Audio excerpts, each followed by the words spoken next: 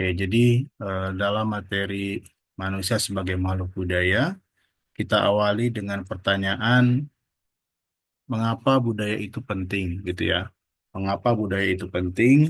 Terkait juga dengan kesehatan, kira-kira budaya itu penting atau tidak? Silahkan ada yang mau berjawab. Coba Coba. Syaila, Syaila, mengapa budaya itu penting bagi kesehatan?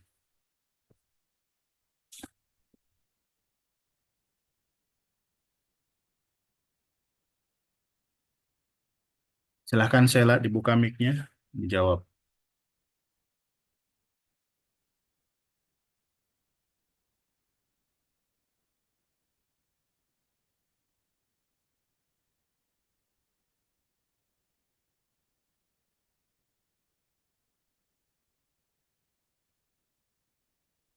Ya, nggak respon.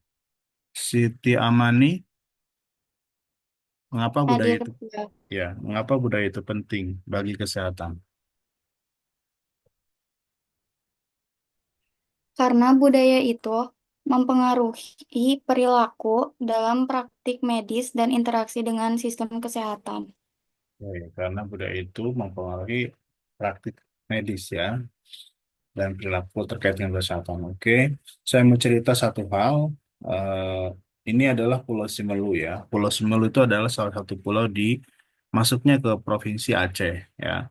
Nah, di Pulau Simelu itu masih ingat mungkin Anda dulu belum lahir ya. Di tahun 2004 itu Indonesia Aceh menghadapi bencana tsunami yang begitu dahsyat gitu ya. Dan kalau Anda lihat Pulau Simelu itu letaknya adalah di samudra ya, Samudra Hindia di tengah samudra. Nah, bibir pantai Aceh saja yang tersapu tsunami itu korbannya adalah ribuan orang gitu. Nah, kira-kira kalau di Pulau Simelu selamat nggak kira-kira di situ? Ya. Nah, ternyata setelah hasil data ya diketahui bahwa ternyata Pulau Simelu itu korbannya pada saat gempa bumi dan tsunami tahun 2004 itu yang meninggal itu hanya 3 orang. Ya, jadi saya pernah ke Pulau Simelu ya tahun 2017-an lah ya Pulau Simelu ya. Nah, eh, di sana punya tradisi ya, punya kebudayaan, tradisi bertutur, kemudian ada lagu-lagu khas Simelu yang isinya adalah petuah-petuah gitu ya. Petuah-petuah termasuk utamanya terkait tentang petuah ketika menghadapi kondisi alam gitu. Jadi dalam petuahnya itu diajarkan ketika laut tiba-tiba surut dan surutnya jauh ke tengah lautan gitu ya, gitu. Maka jangan lari ke laut ya, jangan ambil ikan gitu. Tapi larilah ke bukit atau ke dataran yang lebih tinggi. Nah, diajarkan itu oleh para leluhur mereka gitu. Sehingga pada saat tsunami 2004 yang meninggal di sana itu hanya 3 orang. Dan 3 orang pun juga bukan karena tsunami gitu ya, tetapi karena sudah tua, sakit-sakitan pada saat proses evakuasi dia meninggal gitu. Nah, beda halnya dengan kalau yang di daratan atau pinggiran Aceh, yang meninggalnya banyak sekali, gitu ya. Banyak sekali, ribuan orang meninggal di apa namanya di Aceh karena korban tsunami.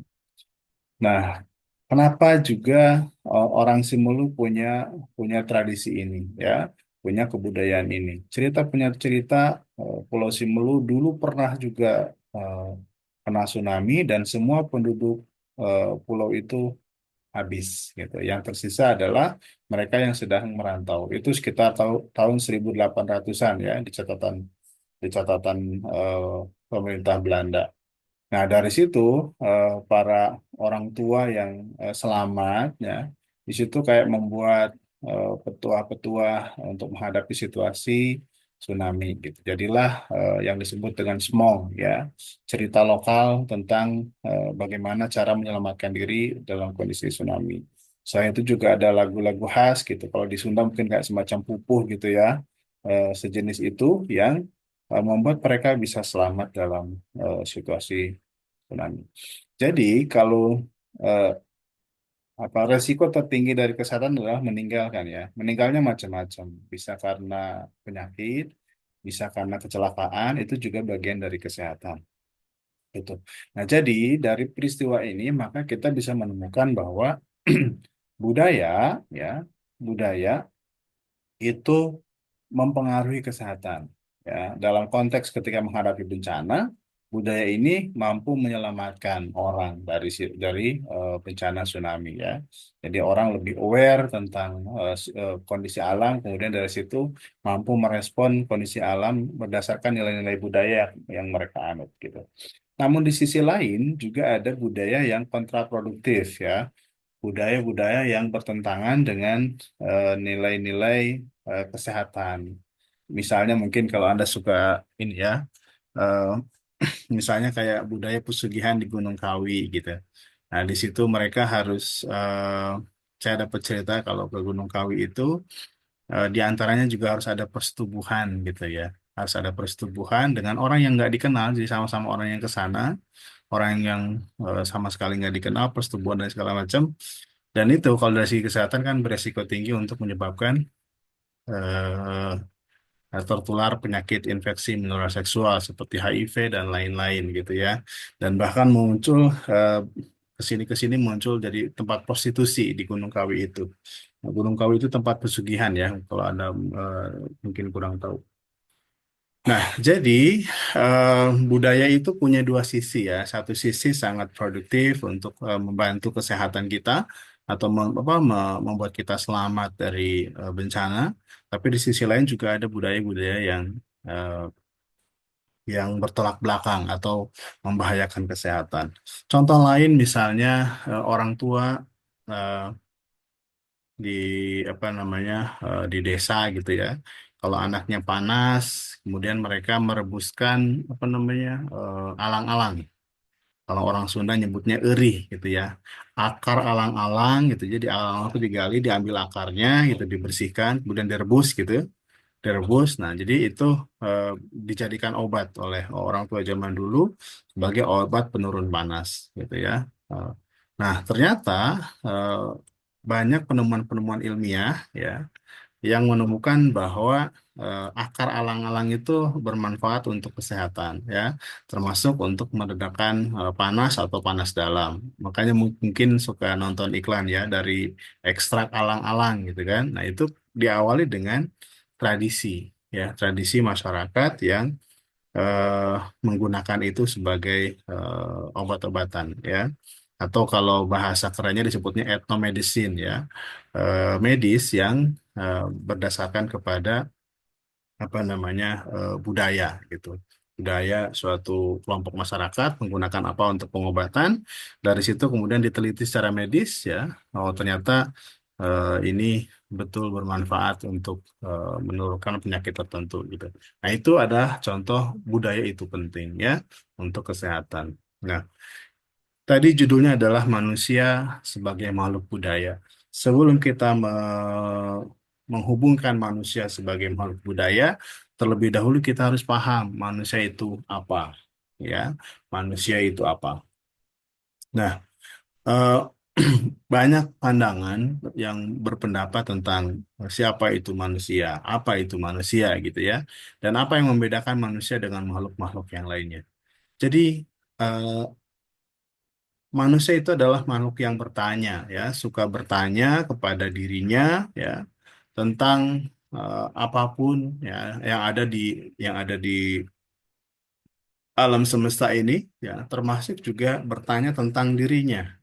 Saya ini apa? Saya ini dari mana? Saya ini mau kemana? Untuk apa saya hidup dan seterusnya. Itu pertanyaan-pertanyaan mendasar yang mungkin awalnya kita tidak sadari ya, kita hidup aja gitu tanpa tanpa menyadari gitu ya, siapa saya mau jadi apa sih hakikatnya saya gitu. Ada dan tiada saya itu karena apa dan seterusnya ya.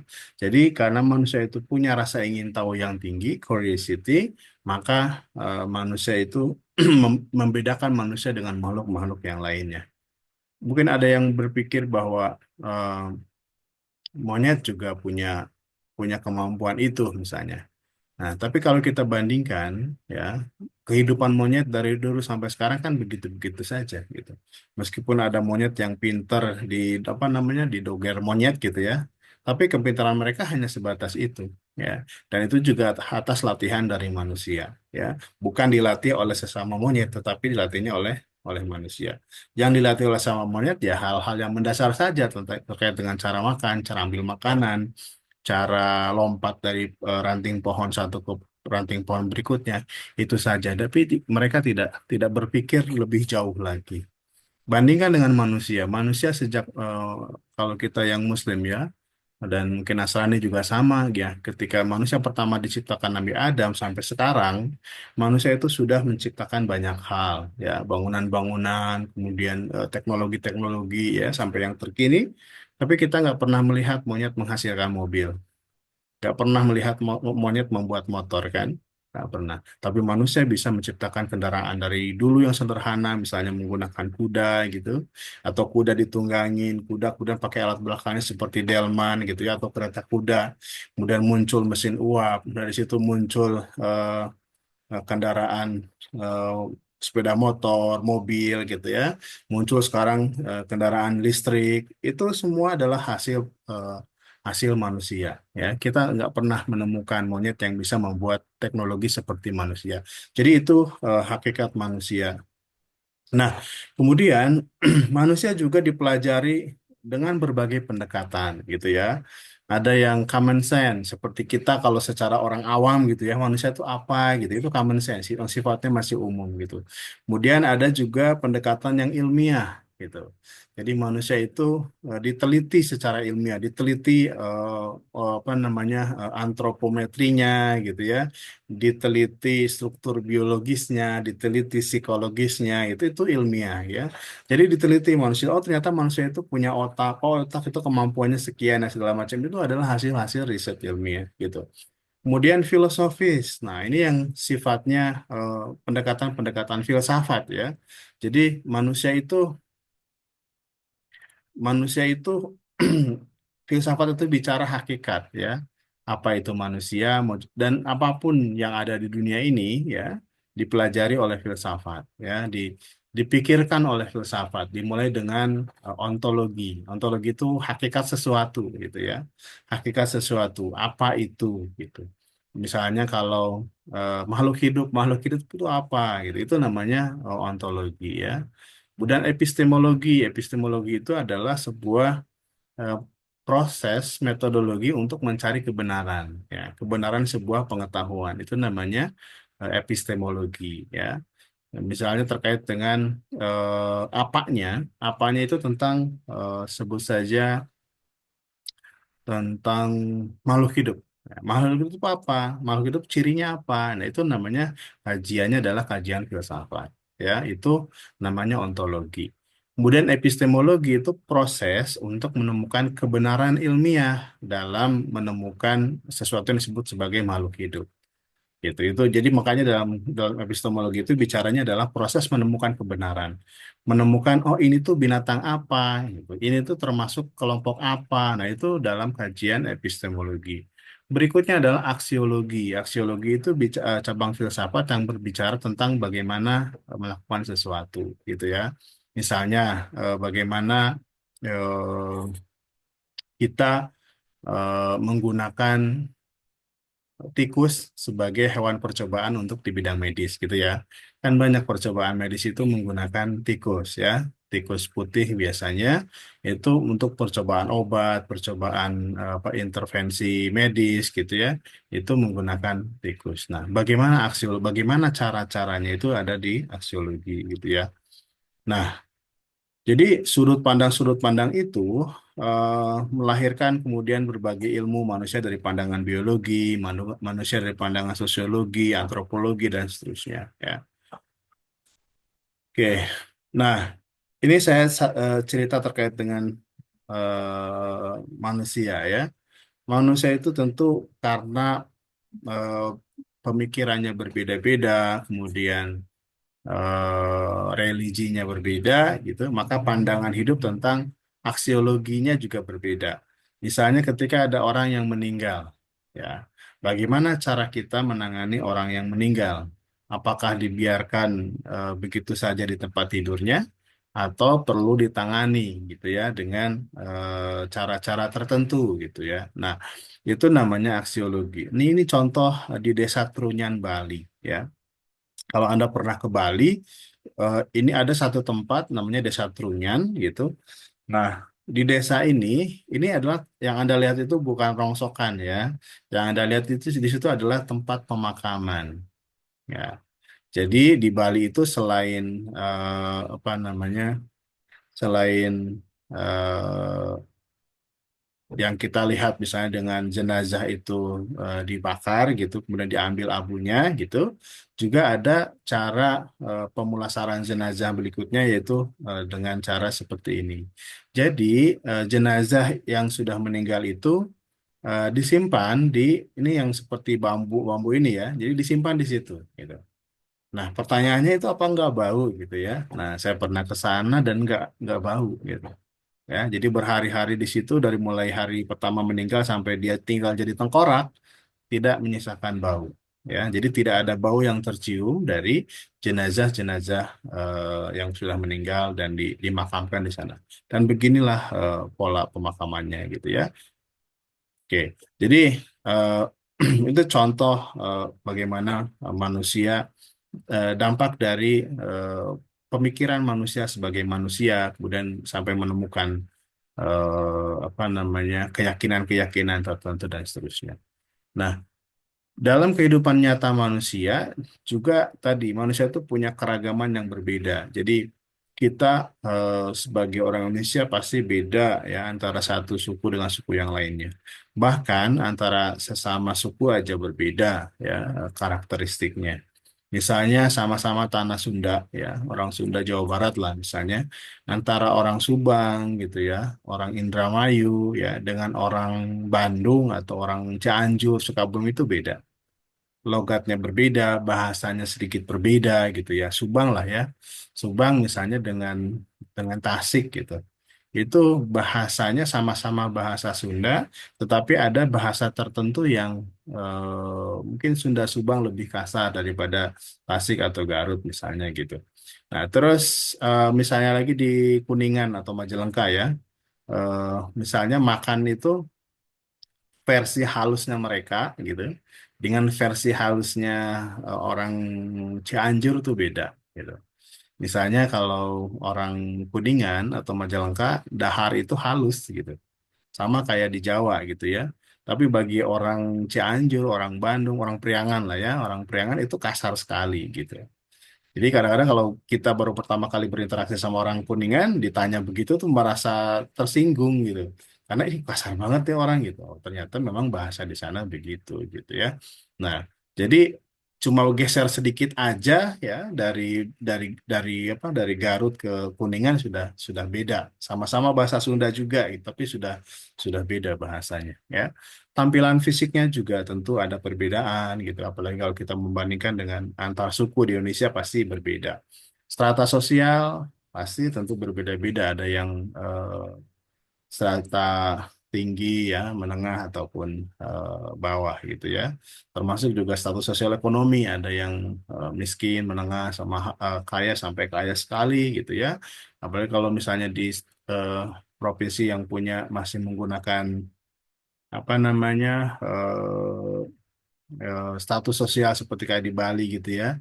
Nah, ternyata saya waktu terakhir ke Bali itu bulan Desember ya tahun lalu ketemu dengan apa naik Grab gitu, naik Grab, kemudian saya nggak tahu ada apa nama belakang Bali yang kita tahu mungkin kayak Cokorda gitu, Indah Bagus dan seterusnya gitu.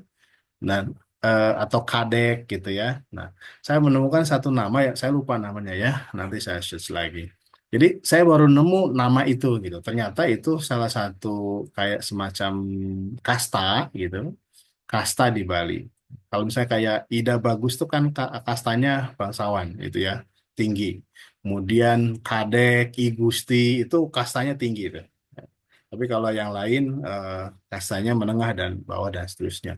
Itu contoh dari segi penamaan saja. Dari segi kebiasaan, kebiasaan kita sehari-hari beda. Ada yang bangun tidur langsung mandi, ada yang bangun tidur harus apa namanya harus minum dulu, terus diam dulu lama baru bisa mandi dan seterusnya. Kok beda. Termasuk juga kebiasaan makan juga beda-beda ya. Makanan yang disukai juga beda-beda ya.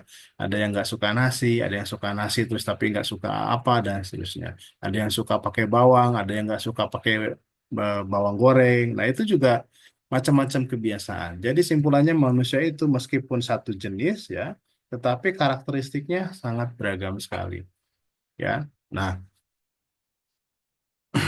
ya sorry. Ini sudah. Oke, karena itu eh, manusia juga dikenal sebagai apa namanya home animal symbolicum ya. Jadi karena kajian-kajian tersebut maka banyak pandangan tentang manusia disebut sebagai manusia dianggap sebagai animal rasional. Jadi makhluk yang punya berpikir rasional, kemampuan berpikir logis, matematis dan segala macam ya. Jadi rasional. Kemudian animas symbolicum ya, animal symbolicum. Jadi makhluk yang bisa yang menggunakan simbol-simbol gitu. Simbol itu bentuknya apa saja, bisa gesture, misalnya tanda begini kan. Ini tanda bagus, kemudian apalagi misalnya begini itu artinya tidak gitu ya. Kemudian em, misalnya ini tuh satu dan seterusnya. Kemudian kalau manggil tuh begini ya, itu namanya simbol. Manusia membuat simbol-simbol itu dan simbol itu juga beragam. Ya, misalnya di kita di banyak negara begini itu artinya bagus, tapi di negara tertentu ini tuh artinya jelek. Ya, nah, nanti Anda cari apa biar Anda penasaran ya. Di negara tertentu yang jempol ke atas ini tuh nggak maknanya jelek ya. Kalau nggak salah deep insult namanya ya. Kemudian kita begini artinya kan come here kan, ke sini, ke sini, ke sini gitu ya. Di semua negara atau di banyak negara itu gini tuh artinya ke sini gitu. Tapi di negara tertentu ini tuh artinya kebalikannya ya. Kayak get out gitu, keluar, keluar atau ke sana pergi gitu. Jadi sama-sama gerakannya, tetapi maknanya bisa berbeda. Nah ini karena manusia adalah animal simbolikum dan simbol itu tergantung kepada konteks. Di Indonesia maknanya baik, di negara yang lain tertentu juga belum tentu baik gitu ya. Makanya kalau kita komunikasi dengan lintas budaya harus pahami itu. Kemudian berikutnya juga eh ya geleng-geleng kepala gini kan. Mau makan nggak? Gini gitu. Di kita itu artinya tidak, tapi kalau di India, gitu kan, di India maknanya iya, gelengan kepala seperti itu. Nah, kemudian Homo faber, makhluk yang terampil. Mungkin kalau kita belajar eh, apa namanya dari sejarah ya, bagaimana manusia itu menciptakan banyak sekali perangkat-perangkat teknologi gitu ya.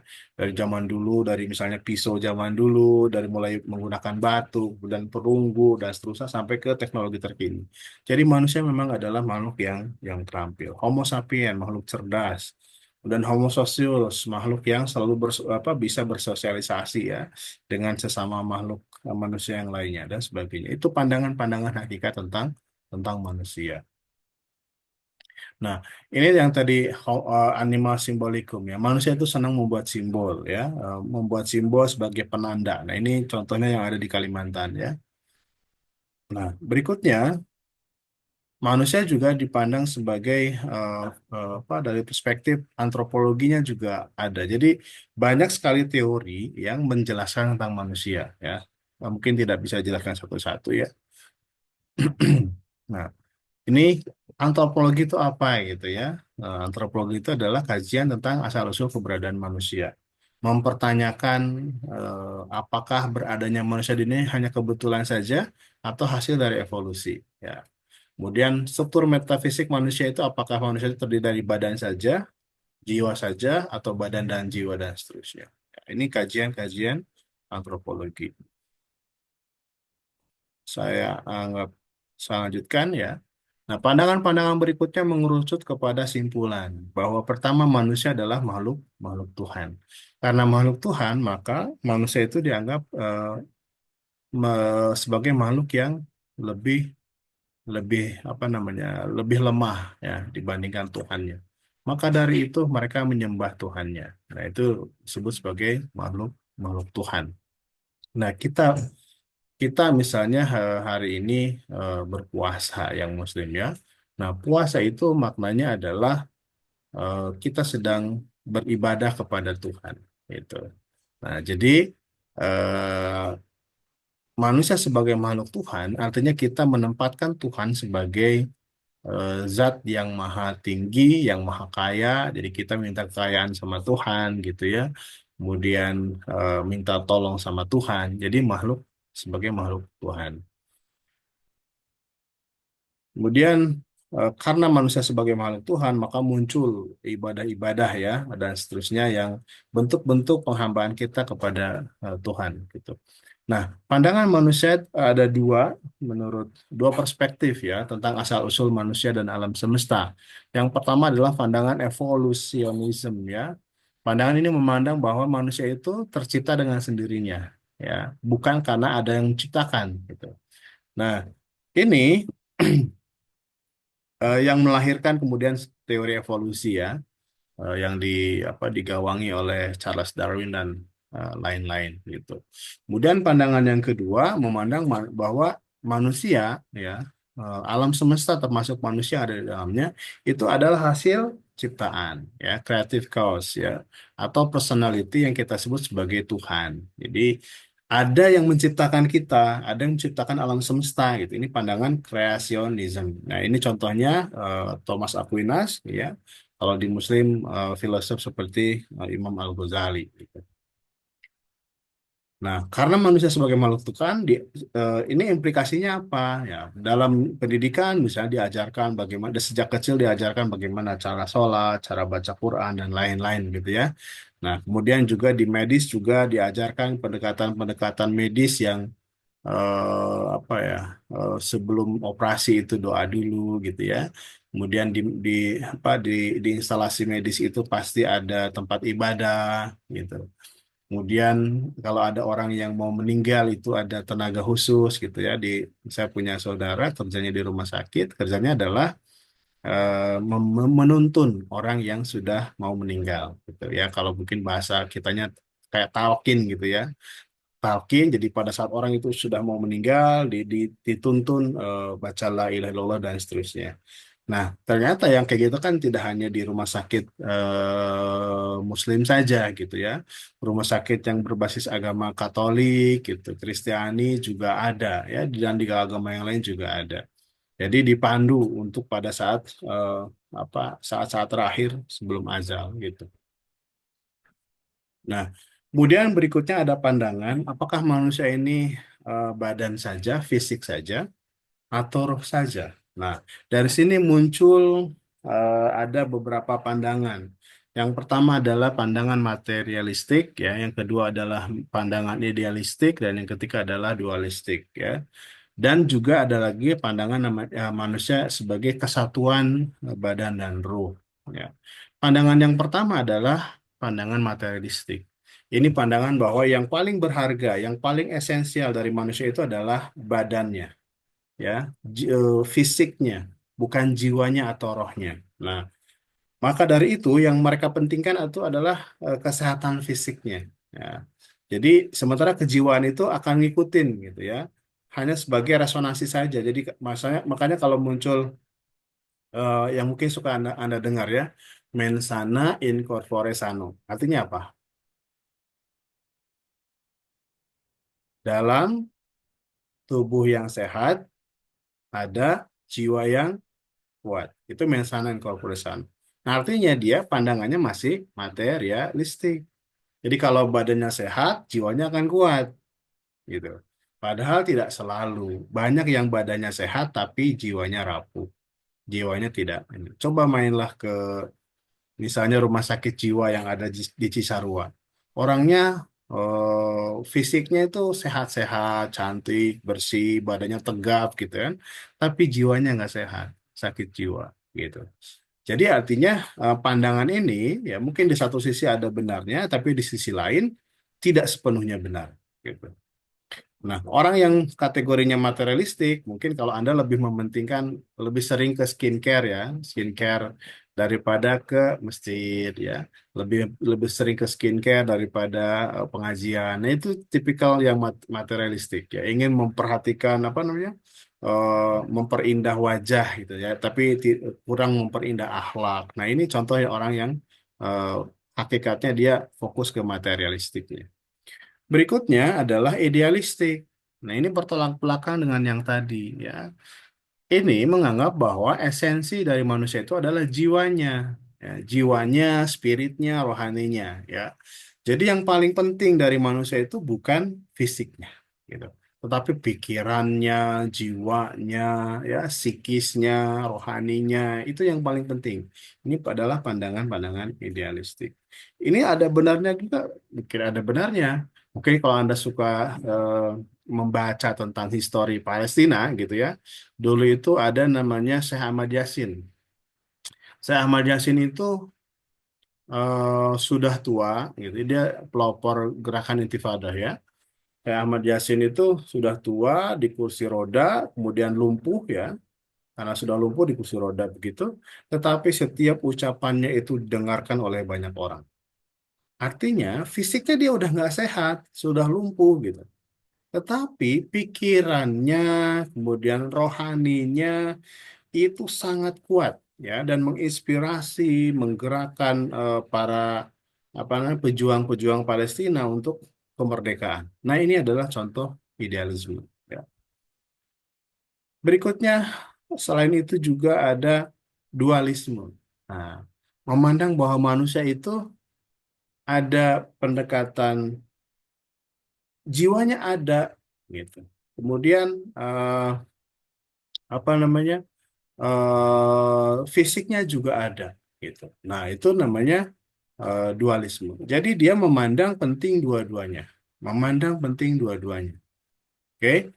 Dan dua-duanya itu berpengaruh gitu. Itu namanya pandangan yang disebut sebagai dualisme. Gitu. Nah, berikutnya selain dualisme ada yang disebut namanya kesatuan jiwa dan ruh. Bahwa jiwa dan ruh itu satu, nggak bisa dipisahkan. Kalau dualisme itu dua-duanya ada, tapi masing-masing gitu. Itu dualisme. Dua-duanya eksis, dua-duanya diakui, dua-duanya berpengaruh, tetapi tidak satu kesatuan. Ada batasan-batasan. Nah, pandangan berikutnya yang tadi saya sebutkan itu adalah kesatuan. Jadi dua-duanya ada tapi satu, menyatu gitu. Itu namanya kesatuan fisik dan tubuh gitu. Oke. Nah, pandangan berikutnya manusia sebagai makhluk individu. Ya, manusia sebagai makhluk individu. Nah, ini nanti akan dibahas di pertemuan berikutnya ya. Jadi, siapa manusia? Ternyata manusia itu meskipun dia berkelompok, tetapi dia punya hasrat masing-masing, punya keunikan masing-masing, punya karakteristik masing-masing, baik secara physically maupun psikologis dan segala macam. Jadi sifatnya unik dan otonom ya. Oke. Maka dari itu tidak ada manusia yang sama, sekalipun dia lahir dari rahim yang sama, di saat yang sama yang kita kita sebut sebagai kembar siam itu gitu ya, tidak ada yang sama. Gitu. Meskipun sangat mirip sekali, tapi nanti eh, pola hidupnya beda gitu ya, mungkin kesukaannya beda itu. Jadi tidak ada yang sama persis. Termasuk juga sidik jari itu nggak ada yang sama persis. Kenapa polisi kalau kita bikin SIM itu pakai sidik jari? Karena itu sebagai penanda identifikasi. Jadi kalau misalnya Anda nggak KTP-nya nggak ada segala macam gitu ya, kecelakaan di jalan, polisi bisa tahu oh ini namanya siapa karena database-nya tersimpan di kepolisian. Gitu. Nah, sidik jari itu salah satu tanda yang membedakan. Jadi nggak pernah ada orang meskipun lahir dari rahim yang sama, yang sidik jarinya sama tuh nggak pernah ada. Gitu. Itu sebagai makhluk individu. Hal yang kecil seperti itu sampai ke hal-hal yang sifatnya psikologis dan lain-lain itu pasti beda. Nah, tentu apalagi kalau kita bicara kecerdasannya, pasti beragam ya, sama-sama punya kecerdasan matematis, tapi nanti kemampuannya akan beda dan seterusnya. Apalagi kalau kita bicara multiple intelligence. Multiple intelligence itu ada 8 kecerdasan majemuk. Anda kalau senang bicara tentang manusia ya terkait dengan kecerdasannya, ini ada bukunya.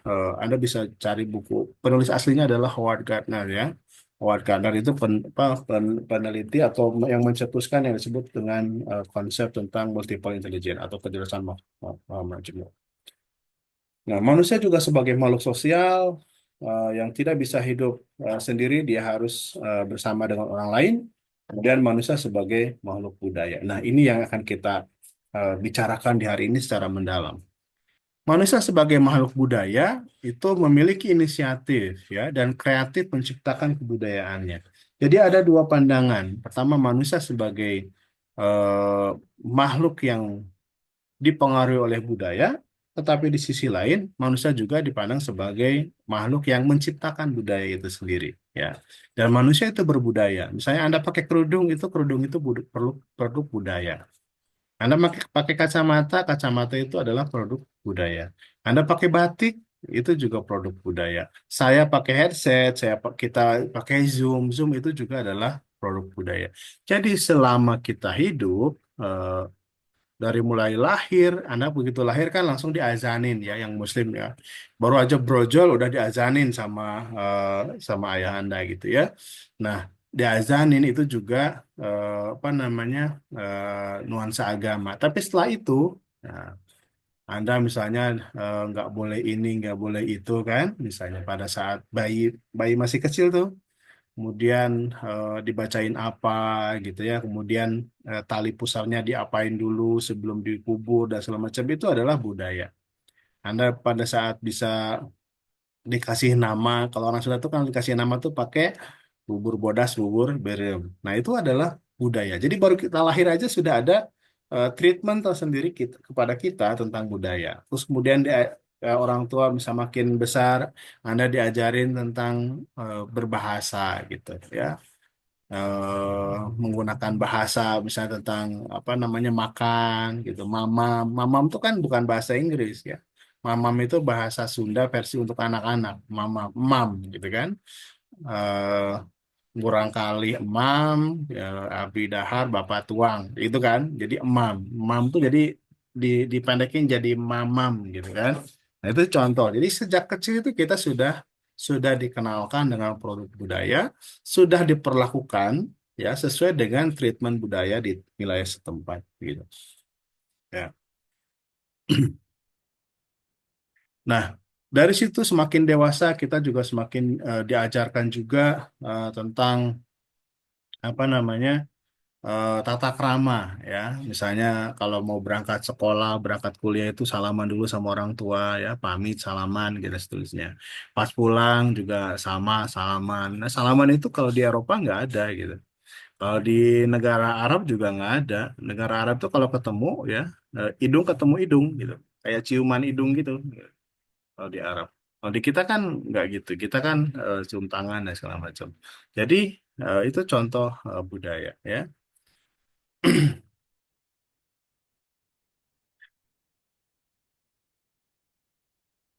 Nah, berikutnya manusia sebagai makhluk susila ya. Susila itu artinya kesusilaan ya. Itu terkait dengan norma sosial ya, gitu. Oke, saya percepat saja. Mas, kita akan bahas ini di berikutnya ya. Oke, ini kelewat. Nah, kita langsung ke sini. Manusia sebagai makhluk budaya. Apa itu budaya ya? Budaya itu dalam bahasa Inggrisnya adalah culture ya. Diambil dari bahasa Latin colere ya, yang artinya bercocok tanam, cultivating ya, atau kultura.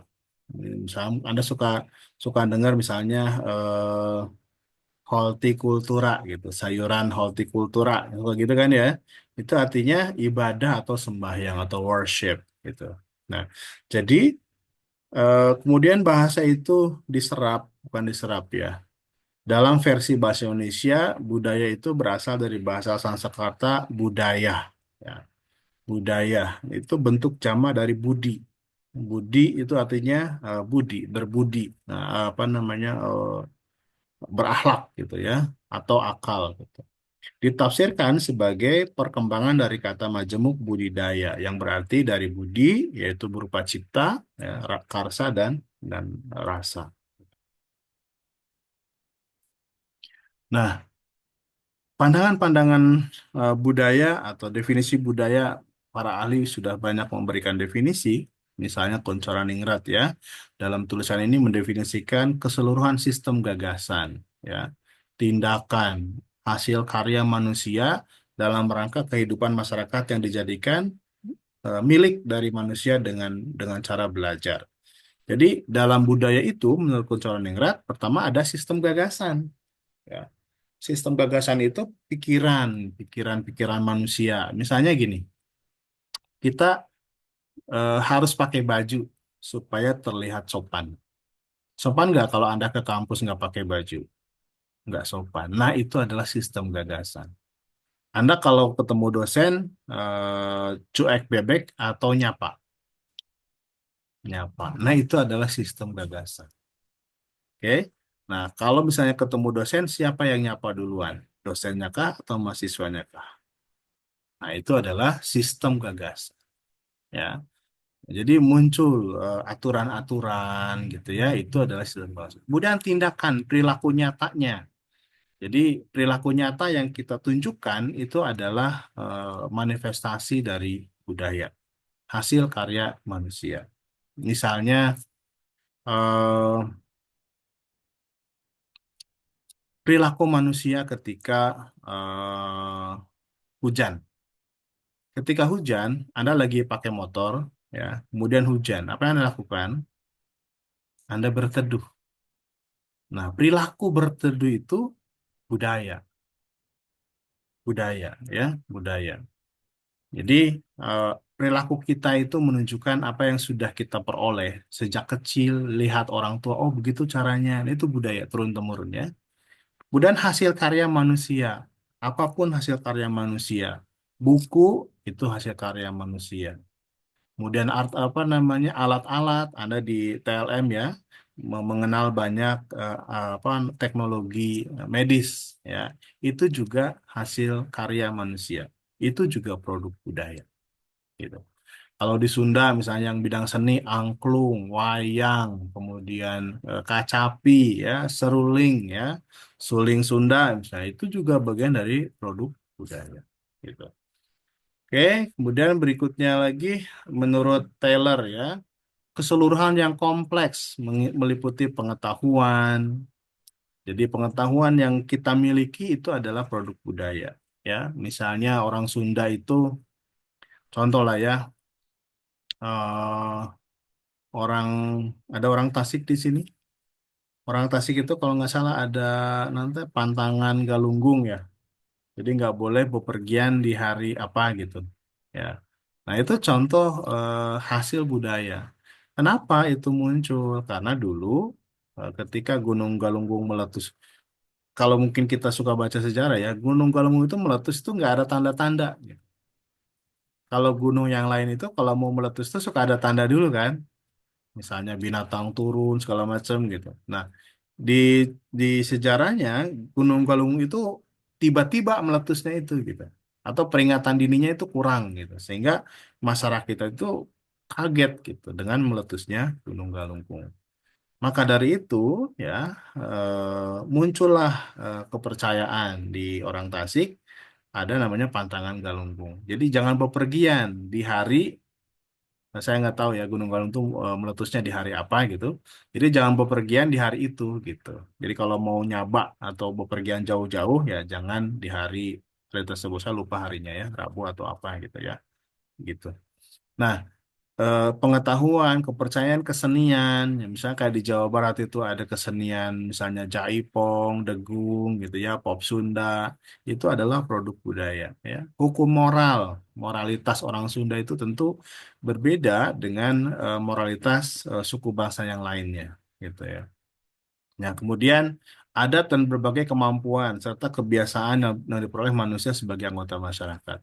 Kita punya punya banyak kebiasaan. Jadi kalau kita lewat di depan orang yang lebih tua, kita bilangnya punten gitu ya. Punten, permisi. Nah, itu adalah produk budaya. Nah, kalau misalnya Anda berinteraksi dengan orang lain yang berbeda budaya gitu, bisa jadi Anda tersinggung ketika ada orang lain lewat di depan Anda tapi lewat begitu aja tanpa bilang punten atau permisi. Karena kita terbiasa sejak kecil diajarkan seperti itu. Kalau Anda ke Eropa, mungkin Anda nggak ketemu gitu, ya, perilaku seperti itu. Nah, itu adalah budaya. Nah, kemudian kobar. Nah, di sini mungkin kita coba yang lihat yang bedanya saja ya. Jadi kebudayaan itu adalah keseluruhan pola tingkah laku ya, pola tingkah laku dan baik eksplisit maupun implisit yang diperoleh atau diturunkan melalui simbol ya. Simbol itu tadi bisa bentuknya bahasa, bisa bentuknya benda ya, atau bisa bentuknya gesture gitu yang akhirnya membentuk sesuatu yang khas dari kelompok manusia, termasuk perwujudannya dalam bentuk benda-benda materi. Misalnya gini ya, tadi saya contohkan ya, kebiasaannya khas antara orang Sunda dan orang Jawa beda, gitu. Kebiasaannya tuh khas, gitu. Nah itu adalah eh, budaya. Yang wujud kebudayaan, ya, ini menurut Honigman ya, ada sistem budaya. Ada sistem budaya, itu sistem nilai, ya, gagasan, norma, atau atur yang sifatnya adalah aturan-aturan. Budaya sistem sosial tentang pola perilaku bermasyarakat. Kalau mungkin kita di Sunda atau di banyak suku bangsa Indonesia itu gotong royong, itu sistem sosial. Kalau zaman dulu ketika saya masih kecil, ya, eh, yang namanya rehab rumah, ya, itu yang kita bayar itu hanya hanya apa namanya, hanya tukangnya saja. Tukangnya nggak banyak, mungkin cuma 5 orang atau 3 orang gitu. Selebihnya adalah orang yang membantu. Dan yang membantu itu tidak dikasih upah, paling hanya makan saja, ya, makan kopi gitu. Ya, disebut tradisi gotong royong. Zaman dulu memindahkan, saya masih waktu saya masih kecil ya, memindahkan rumah itu cukup dengan warga satu kampung saja. Jadi rumah panggung itu tinggal pakai bau bambu dipindahin, digeser gitu, bisa.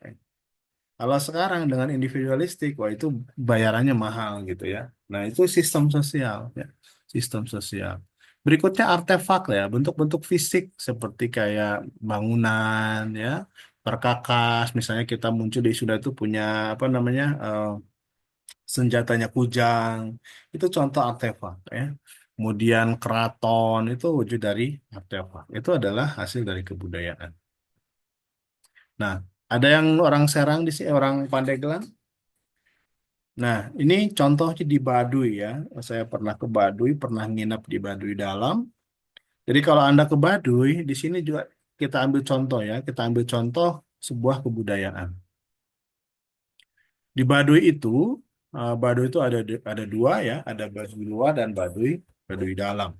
Nah, mereka itu ada aturan-aturan seperti misalnya dari segi cara berpakaian.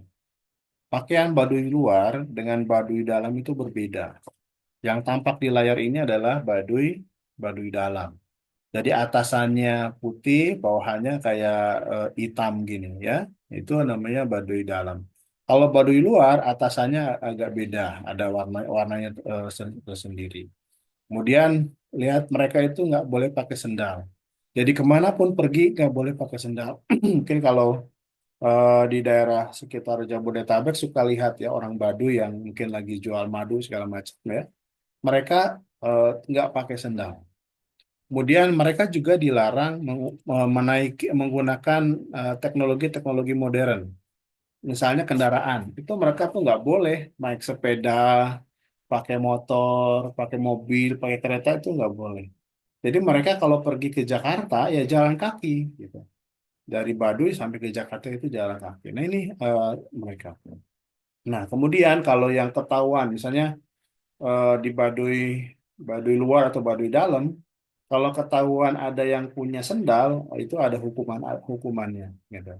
Kemudian pernikahan juga sama. Jadi mereka tuh menikahkan di antara sesama sesama orang Baduy, gitu. Kalau Baduy dalam itu hanya menikah dengan orang Baduy dalam. Nah, kalau misalnya mereka orang Baduy dalam mau nikah dengan orang Baduy luar, maka orang Baduy dalam itu harus keluar, nggak boleh tinggal di Baduy dalam, gitu. Nah, itu aturan-aturan yang berlaku di di Baduy. Kemudian mereka juga tidak boleh, jadi di sana tuh nggak ada listrik ya, lampunya pakai kayu bakar, nggak ada pakai kompor gitu. Kemudian mandi, mandinya di sungai gitu ya. Nggak boleh pakai sabun mandi, pasta gigi itu nggak ada. Itu tidak boleh ya, di Baduy. Nah ini eh, contoh contoh tradisi yang masih ada sampai sekarang. Nah ini contoh. Nah, jadi orang Baduy kalau kemanapun tuh nggak boleh pakai sendal. Nah di sini dilihat ya orang Baduy luar mana, Baduy dalam mana. Ciri khas orang Baduy dalam itu adalah atasannya putih. Jadi kalau yang atasannya hitam itu orang Baduy luar. Nah, wujud kebudayaan berikutnya menurut Konsolaningrat tadi ada kompleksitas ide, ada aktivitas yang kompleks juga, ya tindakan berpola dari manusia dalam masyarakat, kemudian ada juga benda dari hasil karya manusia. Nah, unsur kebudayaan ini menurut Kulhon ya, ada organisasi sosial. Ya, organisasi sosial misalnya di Sunda itu ada Uun gitu ya atau sesepuh gitu ya itu ada organisasi sosial orang orang Sunda gitu ya kemudian punya mata pencaharian ya itu unsur kebudayaan orang Sunda itu identik dulu itu sampai sekarang ya dipandang sebagai suku yang agraris padahal sebenarnya ini saya diskusi di zaman COVID dulu ya eh, ternyata orang Sunda itu tidak tidak hanya agraris, ya, tetapi juga orang Sunda itu juga jago di bidang kemaritiman. Buktinya apa, gitu ya? Kalau Anda baca sejarah zaman dulu sekali, gitu, ya, ketika Inggris belum menjajah Indonesia, Belanda belum menjajah Indonesia, ada catatan sejarah yang menemukan bahwa pernah ada orang kecil, kemudian kulitnya gelap, ya, jadi bukan kulit putih, bukan seperti orang Eropa gitu. Datang ke ke kalau nggak salah ke Inggris ya, datang ke Inggris, kemudian bibirnya tuh merah ya, seperti mengeluarkan darah gitu. Nah itu apa? Ternyata setelah diidentifikasi adalah para pelaut dari Banten. Zaman dulu kan nyepah ya, nyepah, sirik ya. Jadi makanya ininya merah gitu. Nah ternyata berarti di tahun sekian mereka tuh sudah lintas benua. Dari Banten ke Inggris untuk apa? Untuk berdagang. Nah, dari Banten ke Inggris sejauh itu nggak mungkin kalau tidak punya kemampuan maritim. Maka sebenarnya orang Sunda juga eh, punya kemampuan di bidang maritim. Mungkin yang kita kenal orang yang apa suku di Indonesia itu yang maritim itu misalnya suku Bajo gitu ya atau Bugis gitu. Yang kita kenal yang kuat kemaritimannya. Nah, padahal orang Sunda juga zaman dulu itu kuat kemaritimannya. Terus sejak kapan tradisi maritim orang Sunda hilang? Gitu ya. Nah, cerita punya cerita ketika VOC atau Belanda menaklukkan Sunda Kelapa, eh, saat itu orang-orang VOC itu bilang ke orang pribumi, kalian tidak usah melaut. Gitu.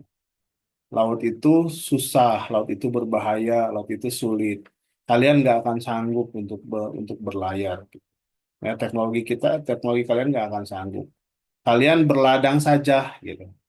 Biar kami yang berlayar. Nah, maka di tahun itu ketika VOC menguasai tanah Priangan, ya orang-orang Sunda itu diminta untuk berkebun, kebun teh, kebun kina, kebun apa begitu kan? Nah, nanti hasil teh, hasil kina, hasil palanya itu dikumpulkan, dibawa oleh VOC ke Eropa untuk dijual. Gitu.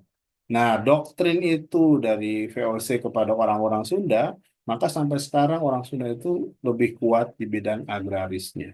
Maritimnya kurang kuat, gitu ya. Tidak seperti suku Bugis atau suku-suku lainnya. Karena tadi didoktrin oleh VOC. Oke. Nah, mata pencarian hidup. Udah sistem teknologi. Jadi cara kita bercocok tanam ya masih pakai cangkul. Bentuk cangkul kita dengan bentuk cangkul orang Meksiko beda. Bentuk golok orang Sunda dengan bentuk golok orang Aceh beda. Gitu ya. Nah, itu contoh. Jadi sistem teknologi ya. Kemudian sistem pengetahuan ya. Jadi bagaimana orang-orang zaman dulu mengembangkan pengetahuan tentang cara bercocok tanam gitu ya. Orang Sunda itu dulu belajar bagaimana cara mengalirkan air dari dataran tinggi ke dataran rendah, ya. Bikin makanya apa namanya sawahnya itu berundak-undak ya. Tapi yang dapat itu yang seperti yang di Bali ya subak itu ya. Jadi mungkin kalau dilihat di daerah Garut, hampir semua daerah di Jawa Barat itu sawahnya itu berundak. Itu adalah sistem irigasi. Jadi air dari dataran tinggi itu ngalir ke petak sawah di atasnya, kemudian mengalir ke bawah dan seterusnya gitu. Dengan sistem itu adalah sistem yang diperoleh oleh nenek moyang kita zaman dulu dalam hal eh, bertani, baik pengetahuan mengembangkan pengetahuannya mereka. Kemudian bahasa dan religi ya, bahasa bahasa Sunda, bahasa daerah itu juga adalah unsur kebudayaan ya, termasuk juga keyakinan. Nah, religi di sini tentu pasti ada perdebatan kan agama Islam bukan budaya gitu ya, tapi itu adalah wahyu. Itu tentu karena ini penulisnya adalah orang Eropa, mereka memandang bahwa agama itu adalah sebuah produk budaya. Gitu. Memang ada yang dalam kategori agama itu yang disebut dengan agama Samawi dan agama Ardi. Agama Samawi adalah agama yang sumbernya dari Tuhan. Ya. Seperti agama Islam, agama Nasrani, karena itu wahyunya langsung dari Tuhan.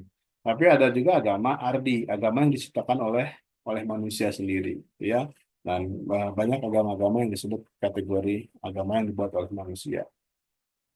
Seperti Konfusius, siapa yang buat? Ya, Konghucu itu ya, Konfusius yang membuat Konghucu dan seterusnya. Nah, unsur kebudayaan tadi sudah sistem mata pencaharian, sistem pemasyarakatan, bahasa, kesenian, sistem pengetahuan, sistem peralatan. Nah, peralatan atau perlengkapan hidup. Kalau Anda pernah di Karawang itu ada situs, ada candi. Ya, candi tertua di Indonesia itu adanya di Karawang, yang disebut dengan Candi Batu Jaya. Nah, itu adalah candi tertua di Indonesia. Nah, di sana ada banyak tembikar-tembikar ya. Jadi perkakas zaman dulu ya kayak mangkok-mangkok begitu. Nah, itu adalah contoh sistem peralatan perkakas zaman dulu ya. Itu kalau zaman sekarang pasti beda lagi. Dan itu juga sama-sama produk-produk budaya dan itu berkembang begitu ya. Dulu kita pakai mungkin alasnya itu kalau makan itu pakai daun gitu ya. Kemudian muncul pakai kayu, kesininya muncul pakai keramik ya, logam. Nah sekarang banyak yang sudah kembali ke alam lagi ya. Jadi ada alat-alat masak atau piring-piring yang terbuat dari bahan-bahan yang ramah lingkungan. Pertanyaan berikutnya adalah, manusia itu dibentuk oleh budaya atau manusia itu mengembangkan budaya? Jadi ada dua pemikiran. Jadi manusia itu pertama dibentuk oleh budaya. Jadi kita bisa bicara bahasa Sunda, kemudian kita berperilaku tata krama ala orang Sunda, itu adalah kita karena dibentuk oleh budaya. Tapi di sisi lain manusia melahirkan dan mengembangkan budaya. Nah, sekarang misalnya dengan adanya gadget, budaya kita sudah berubah. Gitu. Kalau dulu ada sesuatu itu harus ketemu, ngobrol gitu ya, menyampaikan pikiran gitu. Kalau sekarang bisa dengan Zoom seperti ini bisa. Nah, ini adalah budaya yang lahir oleh manusia. Jadi manusia yang mengembangkan teknologi untuk berinteraksi satu dengan yang lainnya. Zaman dulu tidak ada interaksi seperti ini. Zaman dulu nggak ada perkuliahan secara daring begini tuh nggak ada. Ini adalah budaya baru, ya, budaya budaya baru. Jadi manusia itu bisa dipengaruhi oleh budaya, dibentuk oleh budaya sehingga perilakunya seperti sekarang. Kemudian di sisi lain manusia juga bisa menciptakan budaya-budaya yang baru. Nah, manusia sebagai makhluk budaya, pertama adalah Budaya adalah sesuatu yang dipelajari. Anda ketika kecil tadi saya contohkan ya, belajar bahasa Sunda. Ya di sekolah ada kurikulum bahasa Sunda, ada belajar menari bahasa Sunda, dan tarian Sunda dan segala macam. Itu adalah wujud yang disebut enkulturasi. Enkulturasi itu apa? Proses belajar untuk menjadi anggota dari suatu kelompok budaya.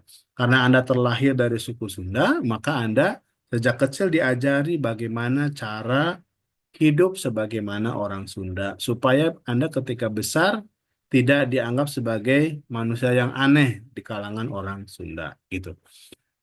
Kemudian kebudayaan adalah cara manusia menggunakan simbol ya untuk mengorganisir dan memberikan makna pada sekitarnya. Simbol itu bisa berupa verbal ataupun nonverbal. Saya bisa ngomong seperti ini adalah budaya. Sebagai makhluk budaya. Saya ngomong pakai bahasa Sunda. Di pikiran saya, ya, ada pikiran-pikiran, kemudian diterjemahkan. Saya mau ngomongnya pakai bahasa Sunda, pakai bahasa Indonesia, pakai bahasa Inggris. Nah, itu kan pilihan-pilihan simbol. Itu adalah hasil proses budaya. Kalau misalnya kemampuannya hanya bisa bahasa Sunda, dia hanya menggunakan dengan simbol-simbol bahasa Sunda. Gitu, ya. Kemudian kayak gini contohnya ya. Kalau di kalau di Sunda atau di Indonesia gitu, bilang ke orang lain itu kan bukan kamu. Coba kalau Anda bilang ke bapak, ke ibu kalian bilangnya kamu. Sopan nggak? Nggak sopan. Tapi kalau di Amerika, mau dosen, mau kepada anak kecil maupun kepada orang tua, panggilnya you. Ya kan? Gitu. You. Gitu. Nah, kalau kita kan bilang kamu tuh nggak, ke orang tua tuh nggak sopan. Gitu. Kalau dosen tuh bilang kamu nggak bos, nggak sopan. Tapi kalau di luar negeri, di negara-negara Barat yang beda pola interaksinya itu biasa. Oke. Kemudian kebudayaan adalah sistem sosial yang terintegrasi, ya. Jadi apapun yang terjadi pada perubahan elemen budaya akan mempengaruhi budaya yang lainnya. Masih ingat zaman dulu ketika saya masih kecil ya, masih ada ruwatan misalnya ya. Kalau sekarang pesta bumi ya. Jadi setiap musim panen itu ada ruwatan. Di depan rumah itu digantung-gantungin ada nangka, ada macam-macam buah-buahan gitu. Kemudian, nah dari situ, nah sekarang sudah berkurang tuh tradisi seperti itu gitu. Nah, jadi kenapa? Nah, karena sekarang masyarakat sudah modern, sudah memandang bahwa itu tradisional. Akhirnya banyak yang meninggalkan itu gitu. Nah, di contoh lainnya misalnya di eh, banyak sekali ya perubahan-perubahan cara berpakaian. Cara berpakaian kita zaman dulu, orang-orang tuh mungkin Anda tuh kalau ke museum ya, lihatlah foto-foto zaman dulu. Mereka tuh sehari-hari tuh pakai kebaya gitu ya, yang seperti pakai ikat. Nah, sekarang udah ganti pakai topi, pakai apa. Dan itu kayak ikat itu baru dipakainya di hari-hari tertentu saja gitu. Pada saat ada perayaan-perayaan keagamaan atau hari-hari budaya, baru dia menggunakan pakaian tersebut.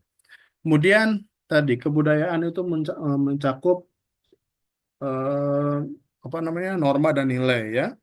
Ini sudah banyak kita bahas tadi. Nah, kebudayaan membantu manusia untuk beradaptasi dengan dunia di mana ia tinggal. Jadi kalau kita mau terintegrasi dengan sebuah kelompok budaya, maka kita harus bisa beradaptasi dengan budayanya. Itu bagaimana kalau misalnya Anda ke Amerika, misalnya atau Anda mau ke Korea, ya setidaknya Anda harus belajar bahasa dasar Korea lah, misalnya kayak permisi gitu. Annyeonghaseyo, kalau bahasa terima kasih, kamsahamnida kan belajar gitu kan. Nah, itu bentuk beradaptasi dan mereka akan menghargai itu, gitu ya. Kemudian kebudayaan selalu berubah karena dorongan dari dalam maupun dari luar. Dari dalam itu masyarakat orang Sunda misalnya berubah, maka budayanya akan berubah. Kemudian dari luar apa? Globalisasi. Munculnya televisi zaman dulu ya, televisi, sekarang internet yang mengglobal. Nah, masyarakat itu, oh ternyata contoh ya, eh, sekarang itu kalau tradisi di Bedong, tahu di Bedong nggak? Bayi, ya bayi kalau masih sebelum 5 bulan tuh di Bedong. pakai samping. Jadi pas itu di sampai anak tuh nggak bisa gerak gitu. Orang tua tuh ngajarin itu, anak tuh harus dibedong gini gini gini gitu. Tapi kalau Anda lihat di Eropa, nggak ada tuh dibedong. Jadi pas lahir itu ya pakai baju bayi aja gitu, nggak dibedong, nggak diikat gitu. Dibedong kan membuat anak tuh susah gerak gitu. Susah gerak kan orang kita itu biar badannya bagus, biar badannya lurus, biar nggak masuk angin kan gitu. Makanya dibedong gitu. Tapi kalau lihat orang-orang Eropa ya pakai baju aja, anak kecil tuh, bayi itu pakai baju aja nggak dibedong gitu. Nah, maka dari itu karena suka nonton orang bayi di luar negeri itu nggak dibedong, maka di orang Sunda juga sudah jarang yang dibedong lama. Ya paling cuma 7 hari dibedongnya, kesananya udah nggak dibedong lagi gitu kan. Nah itu contoh bahwa kebudayaan itu berubah bisa karena faktor eksternal, karena faktor dari luar. Oke, saya kira itu sudah jam 10 dan silakan kalau ada yang mau bertanya terkait dengan materi perkuliahan hari ini. Setelah ini ada kuliah lagi nggak? Ada Bapak. Oke, baik. Baik, itu untuk materi hari ini. Terima kasih. Sudah jam 10 lebih 1. Saya kalau gitu kalau tidak ada yang ada pertanyaan nggak? Sudah cukup Bapak. Baik, kalau baik. Terima kasih. Kalau gitu saya akhiri untuk perkuliahan hari ini. Terima kasih. Assalamualaikum warahmatullahi wabarakatuh. Waalaikumsalam Waalaikumsalam warahmatullahi wabarakatuh. Terima kasih, wabarakatuh. Terima Pak. kasih, Ya, Pak. yuk.